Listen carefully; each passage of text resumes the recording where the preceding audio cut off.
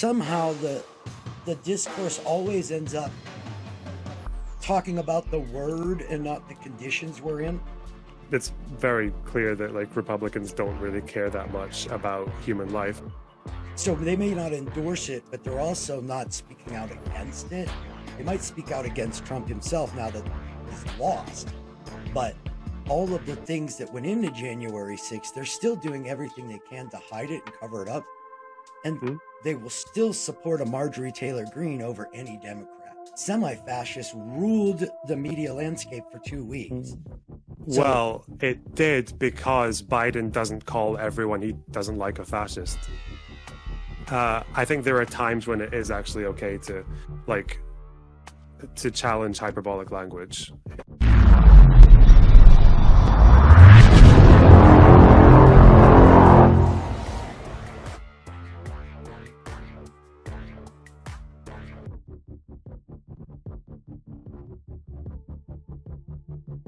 so we have a conversation this morning. I hope everybody's doing well. We're going to chat with Lonerbox this morning.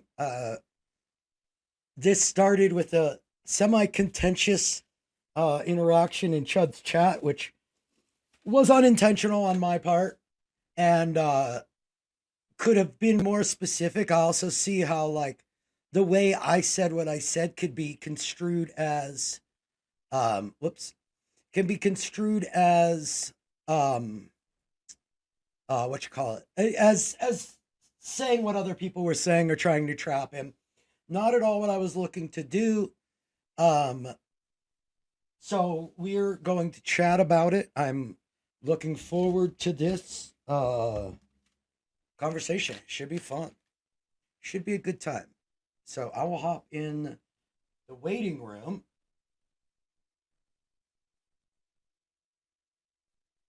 And put the computer on mute so that don't nobody have an issue with what I say.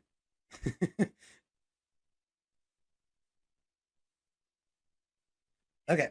So this should be a good time. I'm hoping. See if I can fix this screen a little bit to make it better. Let's see. How's everybody doing this morning? What's new and exciting with Jin's guys? Joint Specialist, Shakespeare, Ancom, Rhinos. Is that Lilith Leviathan? Nice. Nice. Who else is here? Ice Beans is here. Rare Cup. What's in a name? We will be chatting about genocide.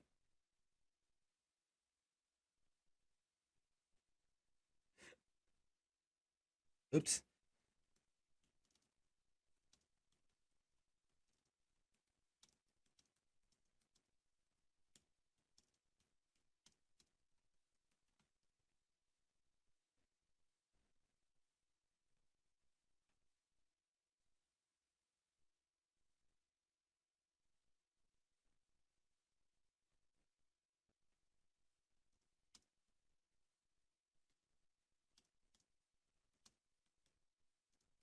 Sorry. I'm struggling to do two things at once at the moment.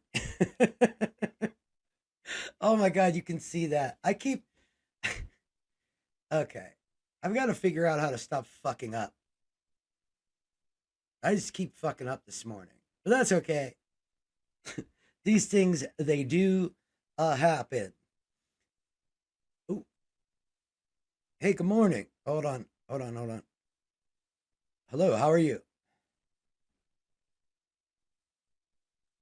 Never better ever. I appreciate getting to chat with you. I'm looking forward to this.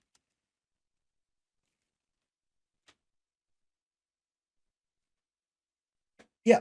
So there's a lot of genocide discourse. And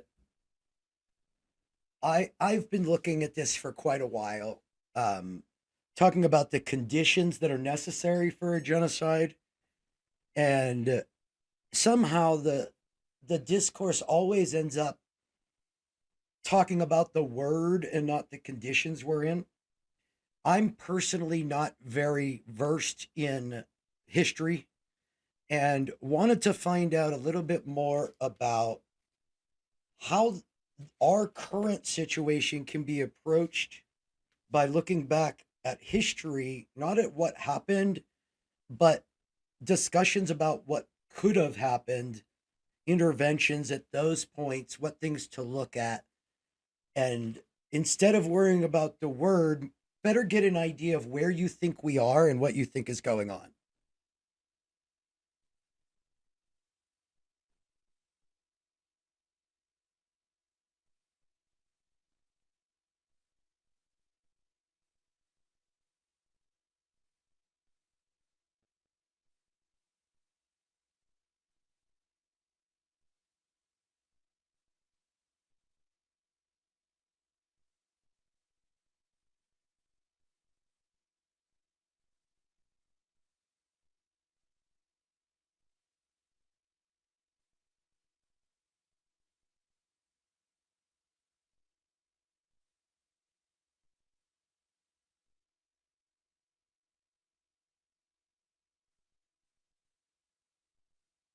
which is a good thing. I think just more of that, and I guess also focus on like positively promoting trans rights in states where they can be promoted as well. Yeah.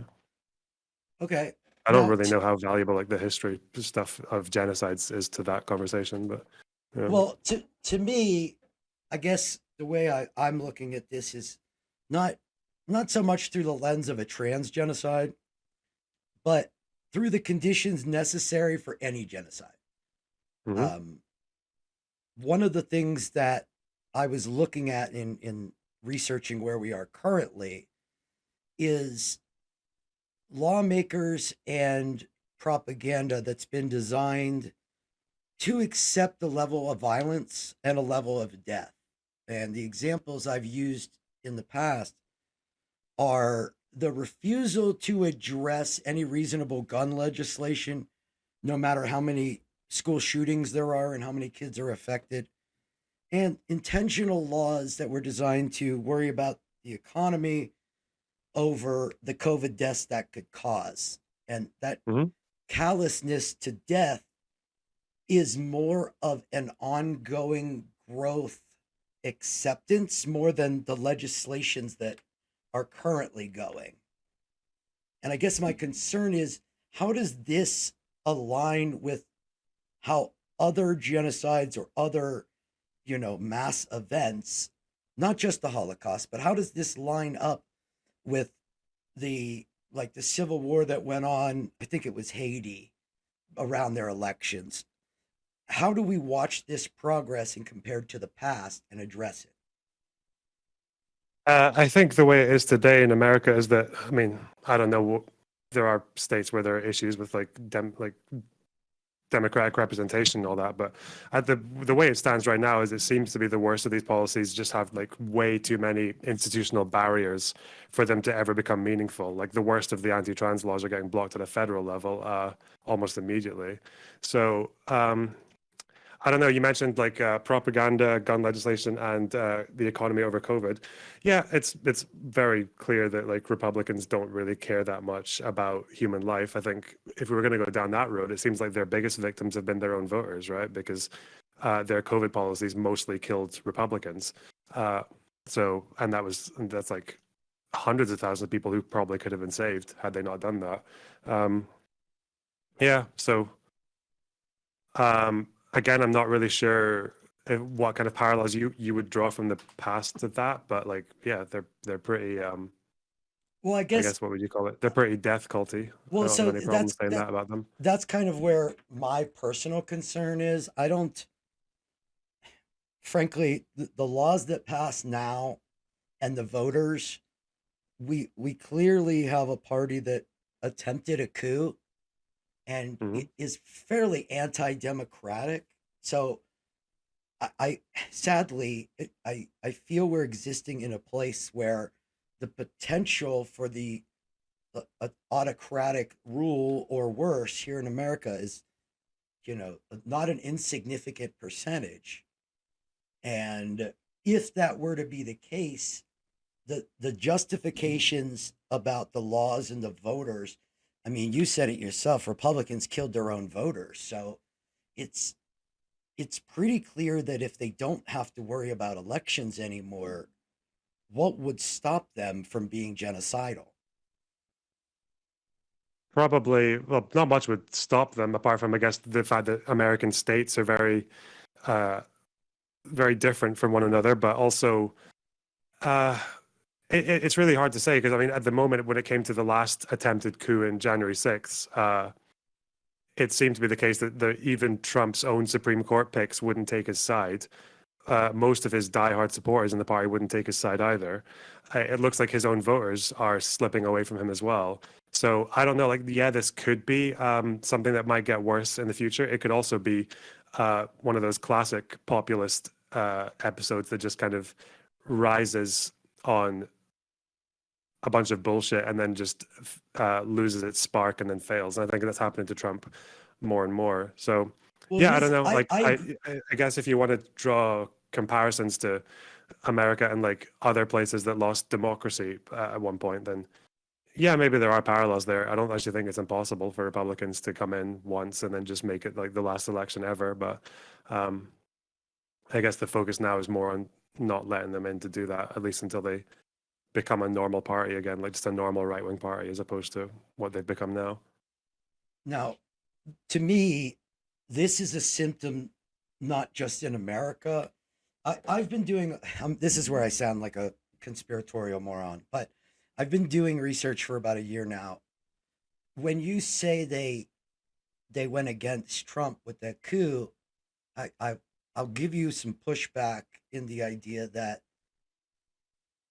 they still won't call it a coup.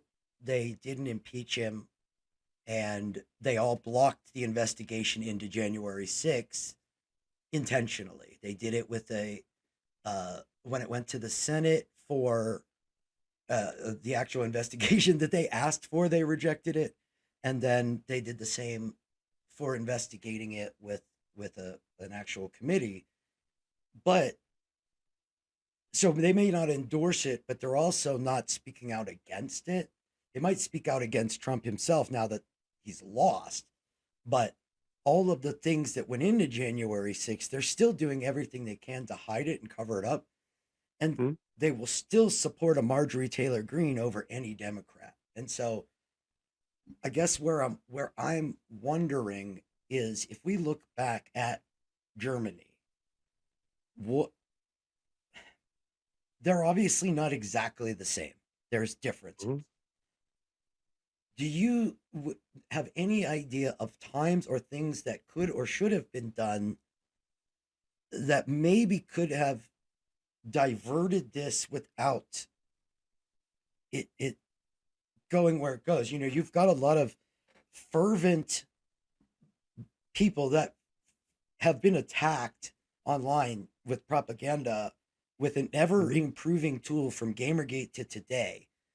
And their ability to manipulate your individual algorithm is bigger than it's ever been. This is happening in Germany, Italy, Peru. This is a global phenomenon. So when the the Germans, for example, started to buy into this, my life sucks because of somebody else, how do we work on that?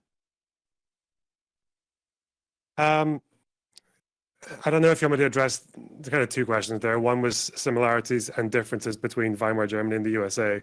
The second question was, what do we do about it? Do you want me to go for the first one and Yes, then please, second? please. So we probably agree on the similarities. Probably the fact that you have like a very extreme, like fascistic opposition party that is very strong around like ultra nationalism, like racism, and very traditional gender roles, like a kind of cult of tradition about history, and very rhetorically kind of like violent, incoherent, so simplistic. Like, yeah, that's all there. I think the difference is a Supreme Court as well, obviously being very right wing. I think the differences might be the fact that like Weimar Germany was a democracy for what, like uh 15 years before it, or probably even less, Huh. before it flipped. It had just come out of a war that they lost. You had a period of hyperinflation, which fucked the working class, and then deflation, which fucked the middle class. You had a left wing of authoritarian, like pro-Soviet groups who just hemorrhaged supporters over to the Nazis. So I think those are some of the differences, and also just the fact that like there is a wing of the Republican Party that does seem to still value institutions and democracy and the process, whereas that didn't really exist from the right in Germany at the time to the same degree. So that's the first thing. I think there are some similarities that are worth worrying about, but I think there's maybe enough differences in there that we probably aren't going to expect a repeat of that anytime soon.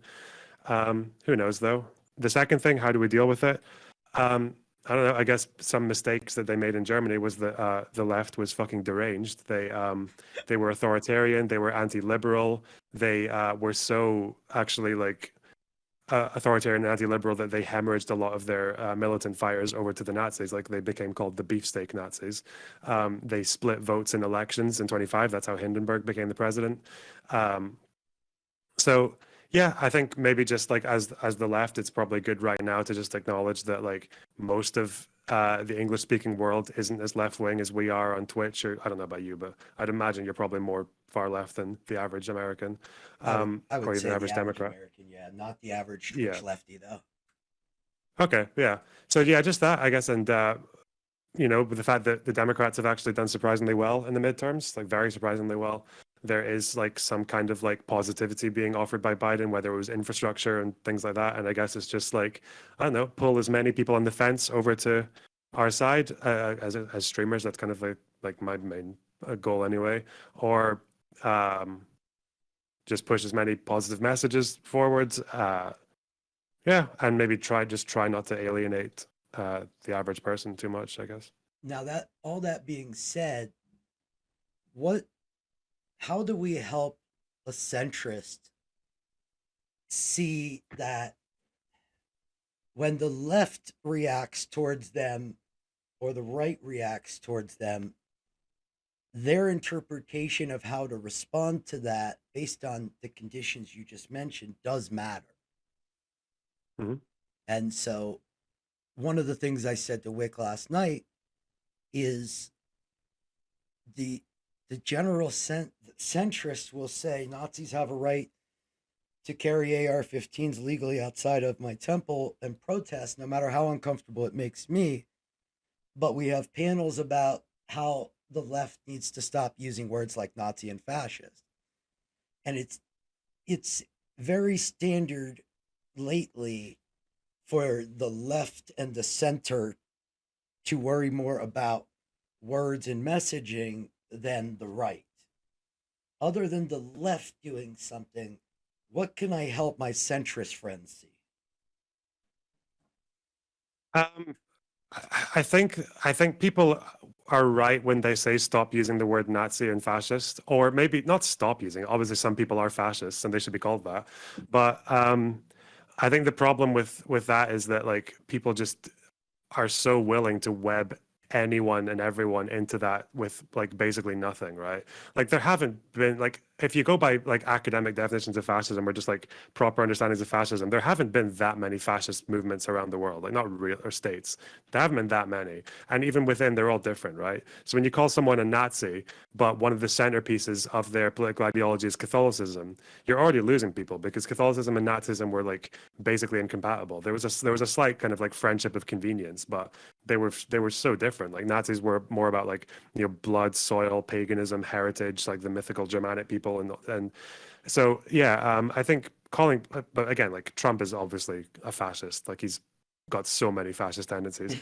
So that kind of alarmism, I guess it probably does work sometimes, but at the end of the day, I think something that's maybe a lot more appealing to centrists is just like maybe remember that most people don't use the same jargon that you do, or most people don't use the same uh, have the same understanding of a lot of these words that you do, because a lot of them do lose their meaning, especially online.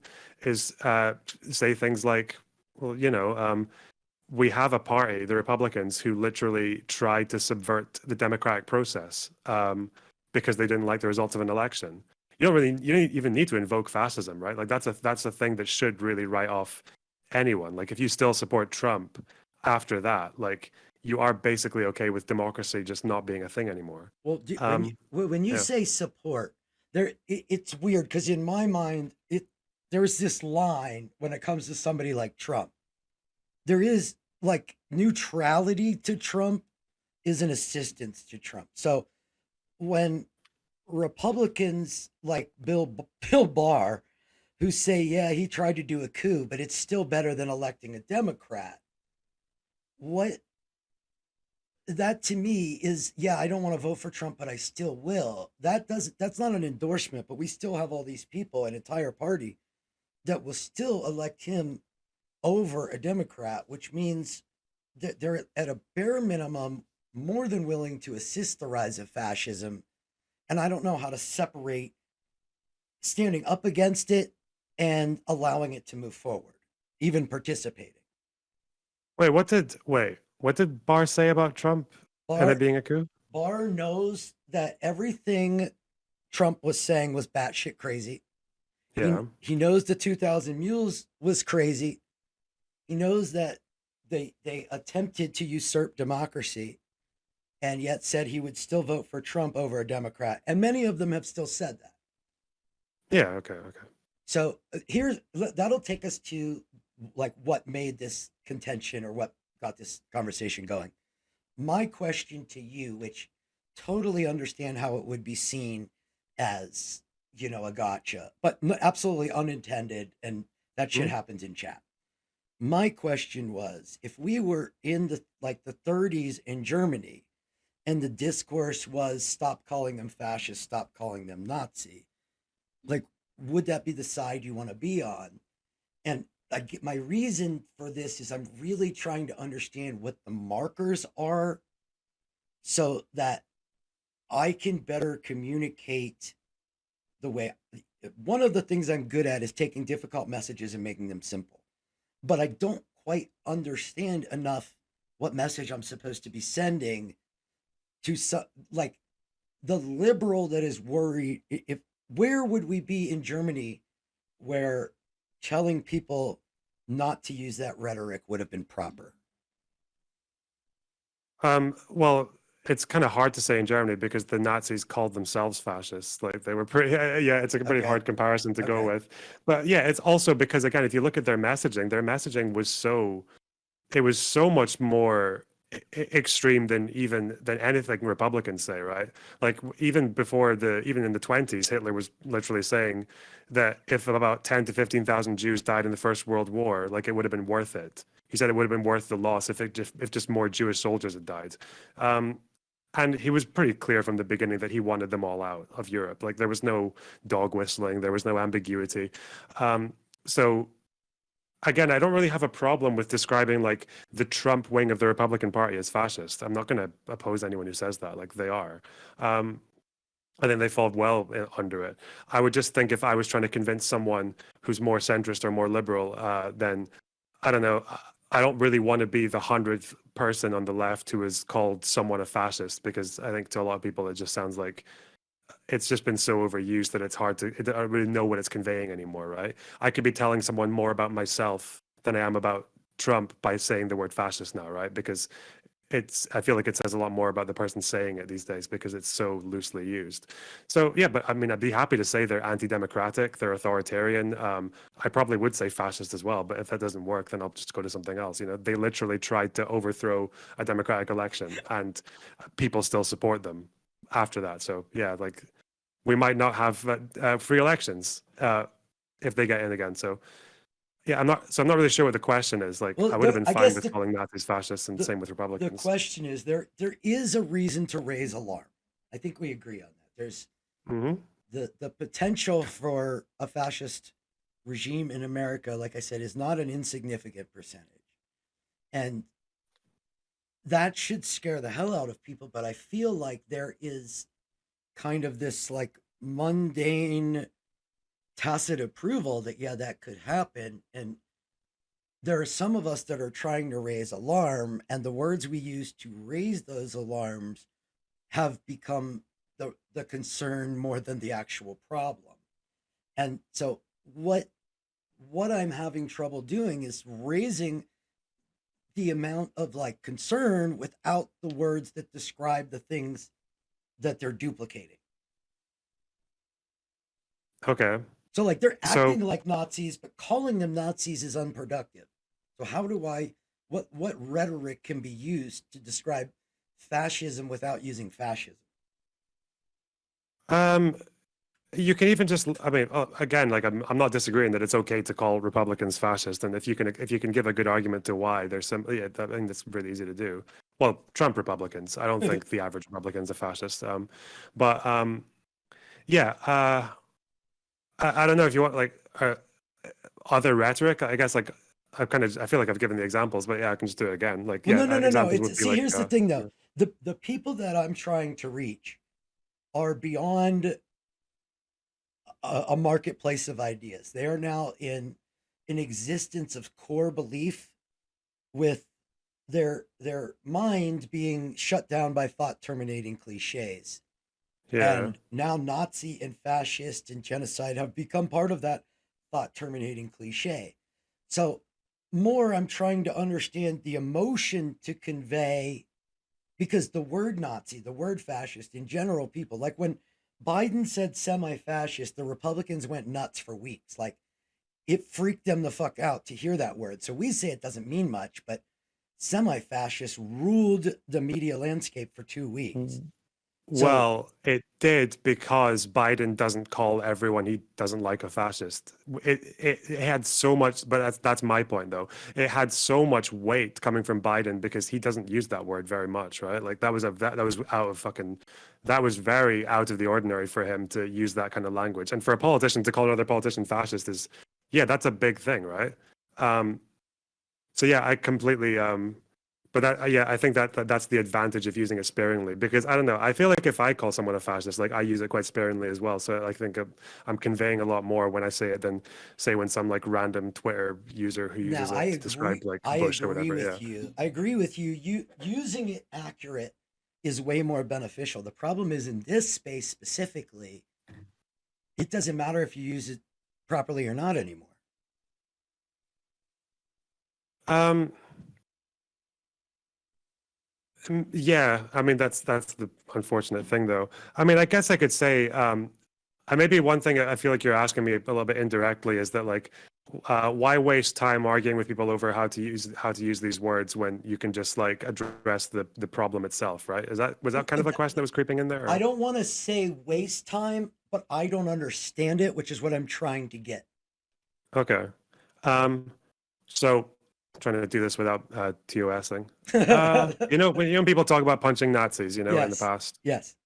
like I've made videos about how fascists would come into my town in the 30s, mid 30s, so after the Nazis took power. So the British fascists who supported them would come into town to try and build up their support base. And the answer from the Communist Party, and even eventually just from like average, from like locals, just average liberal locals, was to trash their events and to set fire to their newspapers, occasionally to fight them, and occasionally just chase them out of the town, break their speaker systems whenever they tried to have like Right. public events. I'm actually in favor of that because if someone is a Nazi, like an actual Nazi or an actual fascist, uh, these guys were supporting the Nazis in like 1936, right? So like we all knew what was going on at that point. So we all knew what that meant, especially because there was communication between coastal British cities and Germany at the time. So like when I think that makes you can justify that. You can justify that a level of violence against people who are trying to do those kinds of that kind of advocacy. I think political leaders anyway, because they can't reciprocate a social contract anymore. They're Right. they're pretty fair game. Right. But the problem is um, that's why there's so much weight. So if you call someone a Nazi and that gives you carte blanche to do a lot more things to them and to break a lot more social rules towards them, then that's why I have a problem with people using it so willy-nilly. I Because can again, if understand someone's a that. Nazi, then you can do whatever the fuck you want to them, and that's a big problem. Yeah. I definitely can understand that. And I understand why being specific is important, but I feel like I guess I feel like we're in something that we can't properly define right now. And I mean, me personally, I prefer to discuss that than Hmm. the rhetoric, because I think helping people understand the communication they're stuck in, the tools that are being used, the direction, like helping people learn how to have conversations like we're having right now without having to argue about everything. This trying to better understand what we're actually dealing with now, I think is the biggest problem, and we just don't get around to discussing it. So if I can better understand how to get to that discussion without having to go around it, I think I can be more productive. Okay. Um, yeah, I don't know. I mean, that's still like, despite the last 2 months, like most of my time has been spent towards like attacking conservatives. But yeah, and from my own experience, the thing that works best is like just finding things that liberals or that like the average person values and demonstrating how the right is subverting that, right? Yeah. I feel like right wingers are really good when right wingers get deplatformed. They're really good at pulling fence sitters over because they can appeal to average person's values, like free speech and shit. Right. Um, I don't know. I feel like that tactic is perfectly fine, though. If you can appeal to them um, on free elections when January 6th happened, or if you can appeal to them on, I guess, even like basic human like freedom of expression, right? With don't say gay bills or the anti-drag show bills. Well, That's like I've struggled to find Republicans on in Twitch who supported that when it was happening. I agree with you. The drag thing, anyway. The problem that I think exists is that this is the thing that these words that we use does is evoke fear and evoke emotion. With without being able to evoke fear and emotion, we have a losing propaganda battle because people will always be more driven to action by fear than opportunity to gain. And like the left tends to offer opportunity for gain, not doom, and the right offers fear, blame, and you're the victim. Like Bernie and Trump had the same message. Somebody else is screwing you over. Bernie said it was the system. Trump said it was the Mexicans, the Muslims, the Jews, the blacks, and everybody else. So it's that somebody is out to get you message that is attractive. And if we're talking, voting rights, instead of they're coming after you to suppress your vote, we don't have a chance in this propaganda war. Okay. Um, so if you again, I don't. So personally, I don't think making people afraid is okay unless you can justify it. So if you want to make people afraid of like the anti-democratic tendencies of the Republicans, that's fine. That's real. The anti-free speech and expression stance of the Republicans, that's easy enough to justify as well. Even the fascistic tendencies, I think you can justify that. You can use a very emotional term, fascism, and like I guess that's what Biden demonstrated, right? It can have a huge impact because that speech I thought was like that was really good. That was really good that he said that. Right.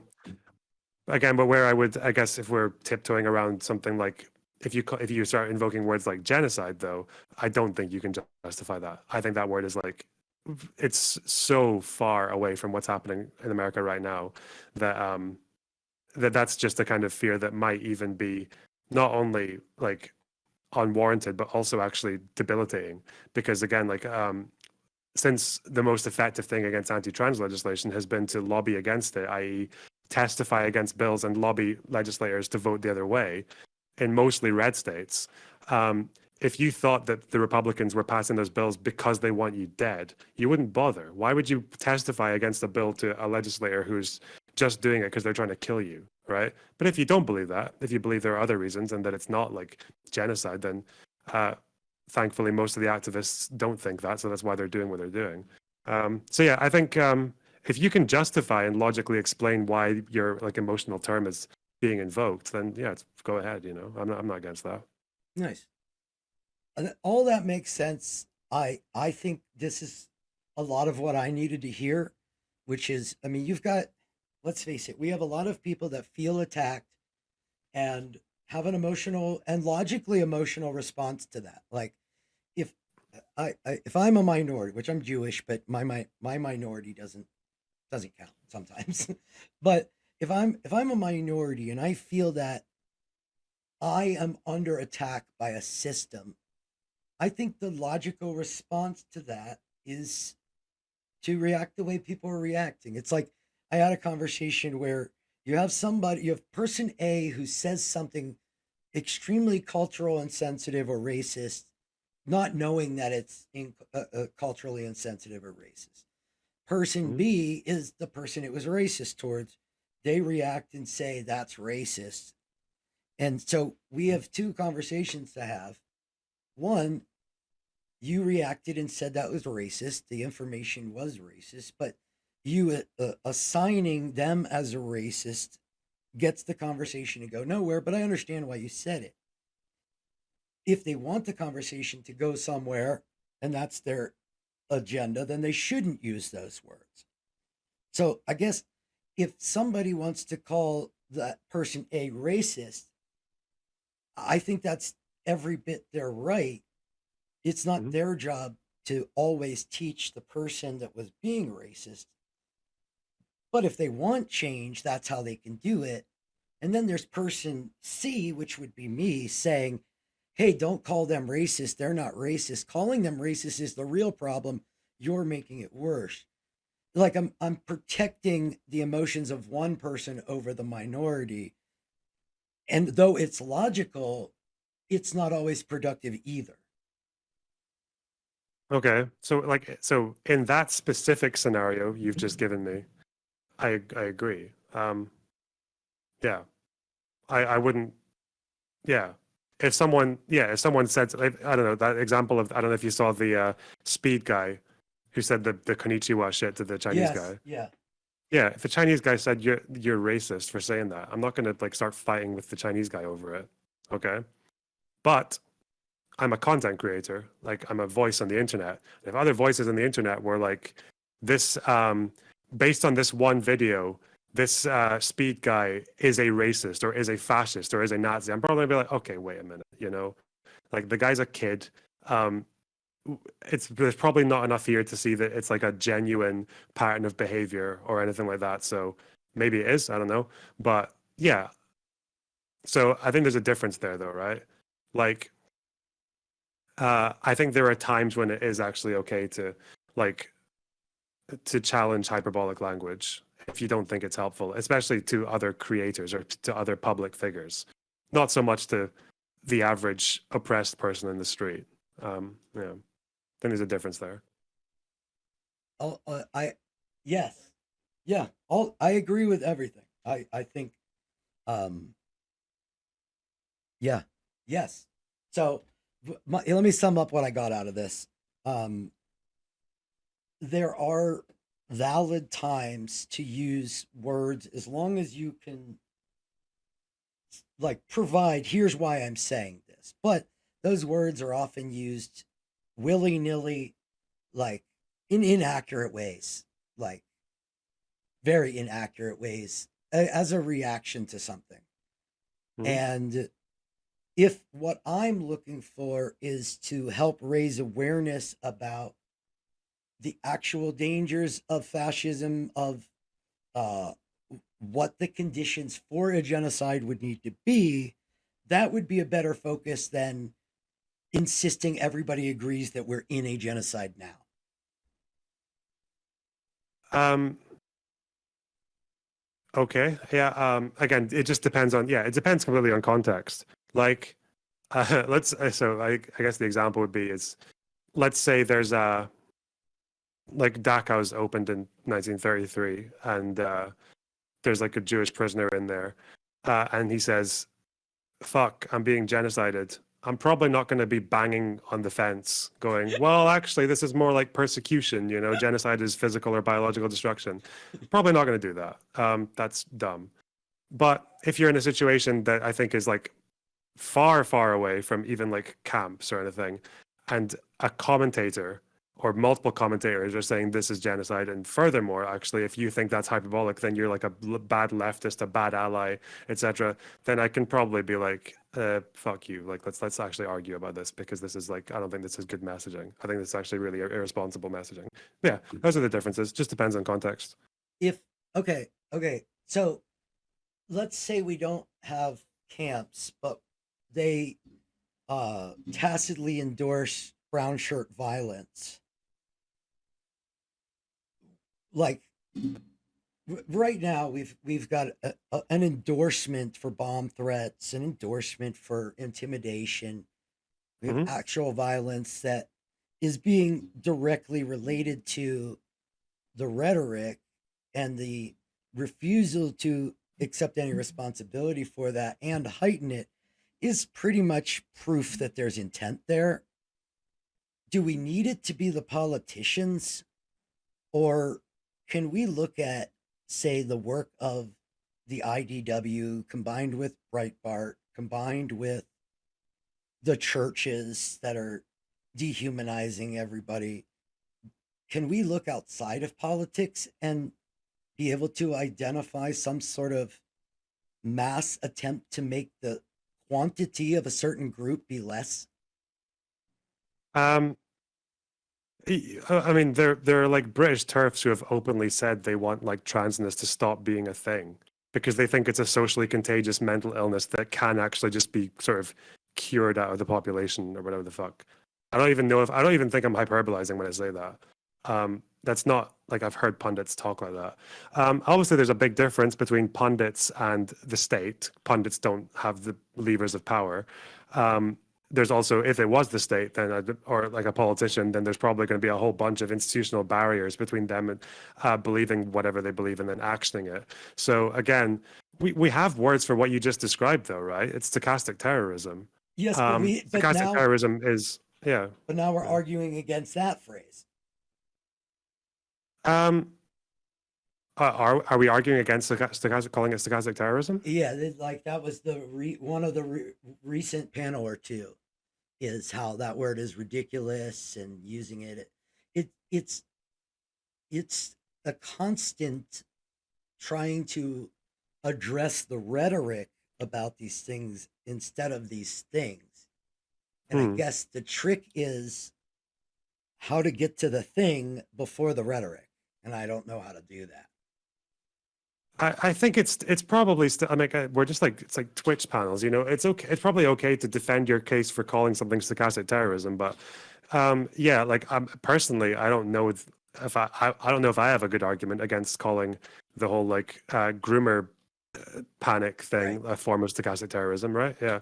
I guess maybe some of the people might have to accept then that for on the other end, if you're someone who believes punching Nazis is okay, and you're happy to call someone a Nazi with very little proof, then you're probably engaging in a form of stochastic violence too. But otherwise, I think yeah. that's a fair I do think that's a fair point, that if you're going to water down, if you're going to expand who is a Nazi while also saying it's okay to punch Nazis, then you are advocating for action against somebody that is only a supporting role, not actually the fascist. Might not even be a supporting role. You can get In called a a Nazi different for role, fucking maybe. anything. Yeah, yeah, yeah. You can be called a Nazi for getting caught telling an edgy joke in Discord. But yeah, I get you. Like, yeah, personally, maybe there's other disagreements from different streamers, but I'm not really against calling it stochastic terrorism with the whole like bombings and yeah, because I think the rhetoric is directly linked to that behavior, or from the shooting in Colorado or whatever else. Yeah, Right. I'm okay with calling it that because that's what it is. Yeah. Okay, so we are in an interesting space where the potential of a semi-organized genocide could be done without, and I use the word genocide because I mean a mass attack on a group of minority can be done without even the government at this point, and I'm not sure what that's even called. Be Like, a massacre. but it's more than that. It's it is an attempt to reduce the population of a certain group with an ongoing campaign of rhetoric and action. No, because again, like there are for every marginalized group and probably in the world, there are people who go out there and try to kill a couple of them, right? Like whether it's Muslims who get their mosques like rammed in with vehicles, or whether it's the Christchurch shooter and all that. Yeah, that's miles away from like genocide, though. That's like rogue actors, or even like a small like a pair of people, or like a terrorist attack or something. Like yeah, that's still a far cry away from genocide, I think, because again, like the recourse for one is different from the other.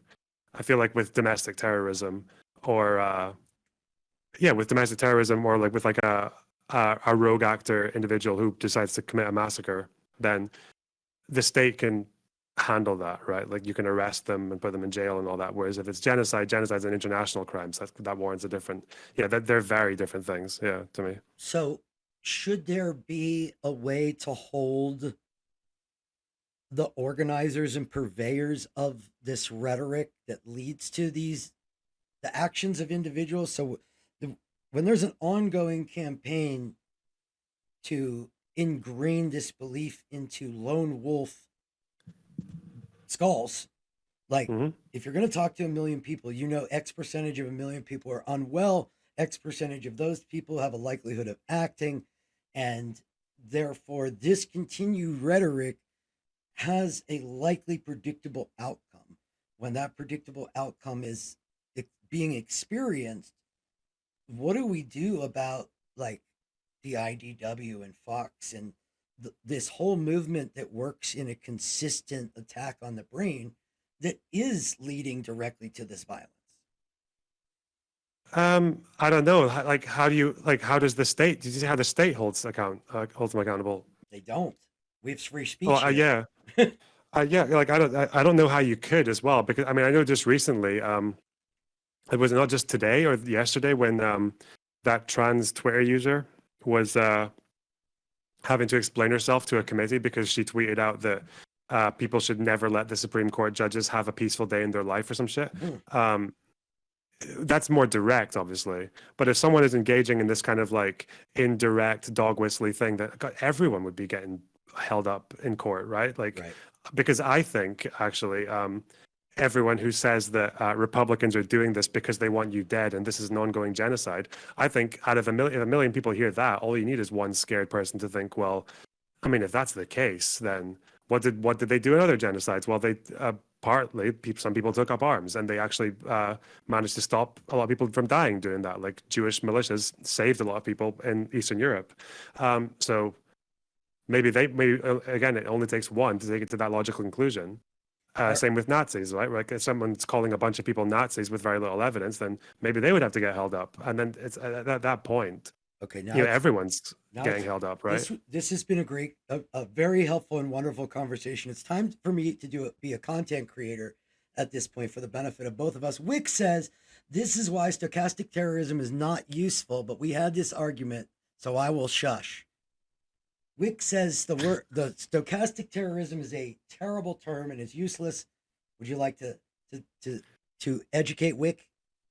I mean, if you think it's useless because so many people are engaging in it, I mean, uh, yeah, no, I think it's fine. I just think people need to recognize that like the right are doing it quite a lot, but like it's not as if we're not doing it too. Like we've had like I don't know what you think about the Kenosha riots, but I think they only happened because of disinformation about the killing of Jacob Blake. I think those specific riots were like which they didn't have to happen. They were basically like incited by bad rhetoric and by yeah. So I don't know, and yeah, and people had their businesses destroyed because of that. And in the end, I guess like fucking two people died. So um, yeah, uh, but I guess there is a problem there. But I don't think just the fact that loads of people do it means it's lose. I don't know if that's why he's saying it's not useful, but maybe. I don't know. Okay, I got one more. This is from Shakespeare. It says, okay, Mhm. I see Lonerbox's point of the need of contextualizing the use of a term and not allowing it to be used solely as hyperbole. But if there's a legitimate concern, shouldn't we try to address the principal concern and have that change the mooring of the rhetoric? Um,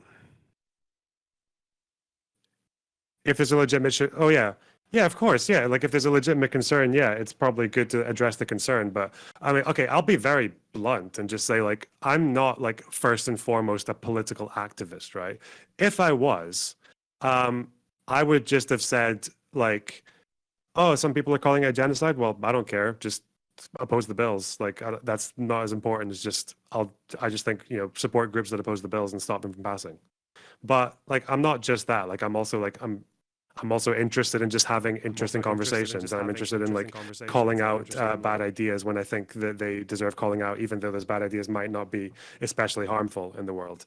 Or I'm maybe interested in like entertaining people. So yeah, that's why like I get what you're saying. That's why my main channel is mostly devoted to anti-right wing stuff, like basically all of it. Um, so yeah, but I don't think that means you shouldn't have the other discussion ever. I think it's okay to do both. Yeah. Yeah, I agree.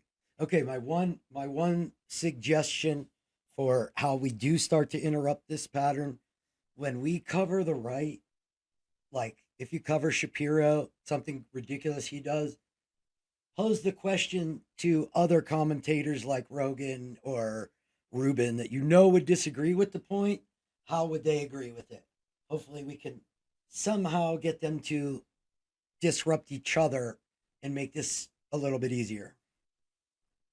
I mean, they do disrupt each other a little bit, don't they? Like, I know Dave Rubin and Joe Rogan don't really like each other. And now you can see this massive, there's this rift now with Alex Jones and Fuentes because they massively disagree on the Holocaust and anti-Semitism. Because I think Alex Jones, although he does the Soros stuff, I think he actually just doesn't like Soros because he's rich and liberal. I think Alex You don't Jones think it's doesn't. the Jews? He just gets No, caught up I don't in know. I actually everybody don't saying think so. I Soros. can, yeah, because I think Alex Jones is like he'll do that with Bill Gates as well, right? Like, but it looked like Alex Jones really didn't like the anti-Semitism coming from Kanye. He was on Crowder, like pushing back. I mean, not very accurately against it, but he was pushing back against it. Um, yeah, I think it's worth recognizing that there are rifts in the right quite a lot. Like the right fucking hate each other, especially the alt right. Like one of the reasons they fell apart was because they all hated each other. Right. And there are differences as well. Like Fuentes hated the alt right because they weren't Christian. They weren't like proper Catholics. They were, blood and soil Nazis. So yeah, I think those differences do exist. We maybe just don't see as much of it as we would if we were on that side. Yeah.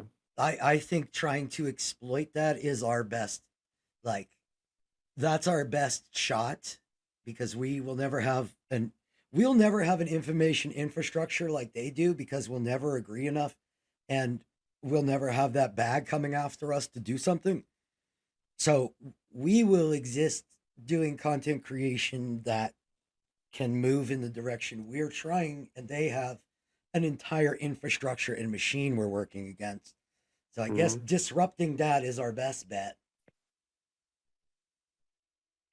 Yeah, I mean, I like the fact that Republicans are so split now on Trump. I think that's brilliant. The thought of him running as an independent, if in response to DeSantis getting the primary, that's amazing. That's so funny Hilarious. because like he would split the vote. Yeah. But just to clarify, sorry, like I still think what Alex Jones does with the Soros stuff is still anti-Semitism. I just think it's a different kind of Yeah, anti-Semitism yeah, to yeah. what Kanye or Fuentes pushed. But Good yeah. clarification. I got what you meant, but I can see how. Yes. Awesome. You got anything else? You got anything for me? I think I'm all good. How long have you been streaming for? Started in March. That's not too long. No, things are going well, but I've got a business background and a marketing background, and I pretty much started this to try to create a system to make it easier for other people. Um, and it's starting to work. So we'll see. Yeah, cool. All right. Well, yeah, it was nice talking to you. And if you ever want to chat about anything else, you can just let me know. I'll actually give you a perms if you ever want to jump into if I'm ever in this channel, you can just jump in when Fantastic. you feel Thanks a like it. lot. I appreciate it. All right. Take care. Have a good one.